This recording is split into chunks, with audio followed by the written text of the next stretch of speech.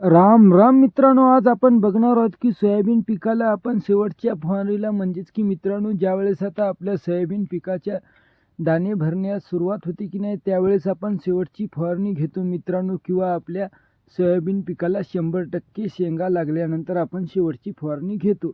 तर मित्रांनो, त्याच्यामध्ये आपण 19-19 हे विद्राव्य खत वापरू शकतो का, आणि जर हे खत वापरले तर आपला खरोखरच फायदा होईल की काही नुकसान होईल? तर मित्रांनो, आपलं नुकसानच होईल, कारण मित्रांनो याच्यामध्ये नत्र आहे, आणि आता या पिरियडमध्ये आपल्याला 19-19 या विद्राव्य खताची आपल्या सोयाबीन पिकाला कोणत्याही प्रकारची गरज नाही.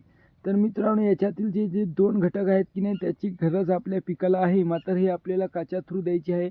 19-19 ऐवजी आपल्याला दुसरे खते वापरायचे आहेत विद्राव्य मित्रांनो. त्याच आपण पोटॅश वापर करू शकतो. त्याच्यामध्ये बोरॉन आणि पोटॅश असते मित्रांनो, आणि 0050 या विद्राव्य खताचा सुद्धा आपण वापर करू शकतो. याच्यात पोटॅश आणि सल्फर असते.